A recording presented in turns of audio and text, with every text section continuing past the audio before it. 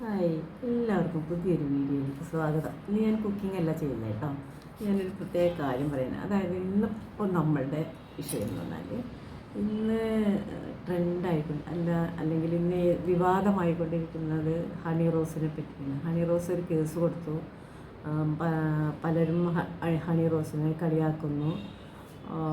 ഉദ്ഘാടനത്തിന് പോയാൽ അവിടെ അവർക്ക് സ്ഥാനമില്ല, അപ്പോൾ അവിടെ അവരെ കളിയാക്കുന്നു. പക്ഷേ ഞാനൊന്ന് ചോദിക്കട്ടെ, നമ്മൾ മലയാളികളല്ലേ? മലയാളികൾ ആക്ട്രസ് ആയാലും ആരായാലും അവർ ഒരു കുടുംബത്തിൽ നിന്ന് വന്നതാണ് അല്ലേ?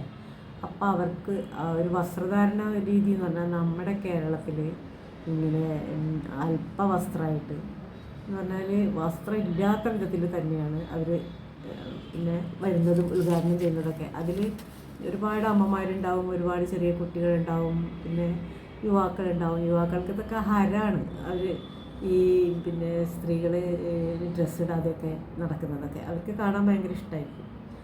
പക്ഷേ നമ്മൾ പുരുഷന്മാരങ്ങനെ വരുന്നില്ലല്ലോ. അപ്പോൾ ഒരു പുരുഷൻ പോലും പാൻറ്റും ഷർട്ടും അല്ലെങ്കിൽ ബർമൂഡയാണെങ്കിലും കുഴപ്പമില്ല, അവർ നല്ല വസ്ത്രം ധരിച്ചിട്ടാണ്. പക്ഷേ സ്ത്രീകൾ നമുക്ക് പോലും അപമാനം ഉണ്ടാക്കുന്ന വിധത്തിലുള്ള ഡ്രസ്സ് ഇട്ടിട്ടാണ് വരുന്നത് അല്ലേ?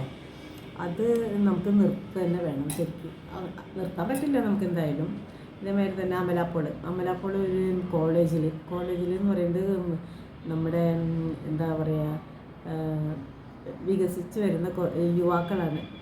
അവർ വളർന്നു വരുന്നേ ഉള്ളൂ. അവരുടെ മുമ്പിലാണ് അല്പവസ്ത്രം ധരിച്ചിട്ട്, അതും അച്ഛന്മാരൊക്കെ ഉള്ള സ്ഥലത്താണ് ഇത് ഇങ്ങനെ ഡ്രസ്സില്ലാതെ. അത് ഭയങ്കര വിവാദമായിട്ടുണ്ടായിരുന്നു ഇതിൻ്റെ മുമ്പ്. അങ്ങനെ ഈ ഡ്രസ്സ് അതേമാതിരി ഇപ്പോൾ പൂർണിമ ഇന്ദ്രജിത്തിൻ്റെ മോള് പ്രാർത്ഥന ഡ്രസ്സ് വളരെ മോശമായിട്ടാണ് ധരിക്കുന്നതെന്ന് പറഞ്ഞിട്ട് ഞാൻ ഇന്നാളൊരു ഇതിൽ കണ്ടു, ഒരു ബ്ലോഗിൽ കണ്ടു. ഇതൊക്കെ നമ്മൾ അമ്മമാർ കൊടുത്ത് ചെയ്യിപ്പിക്കേണ്ട കാര്യം തന്നെയാണ്.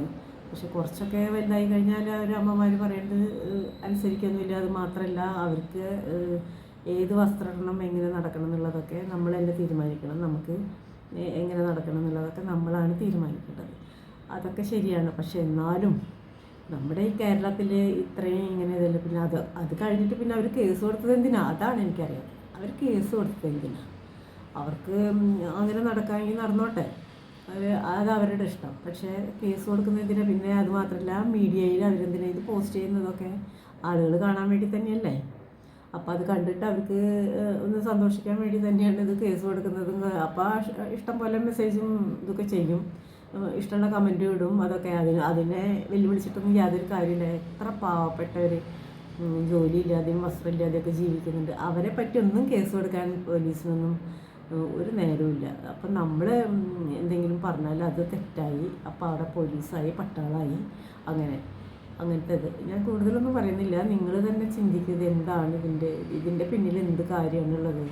ഇവരെ പിന്താങ്ങിക്കൊണ്ട് നടക്കുന്നത് എന്തിനാണ്? അവരങ്ങനെ ഡ്രസ്സ് ചെയ്തതുകൊണ്ടാണ് അവർക്ക് അതിനുള്ള ഇത് കിട്ടിയത്.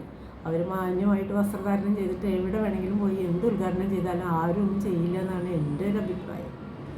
അപ്പോൾ താങ്ക്സ് ഫോർ വാച്ചിങ് വീഡിയോ.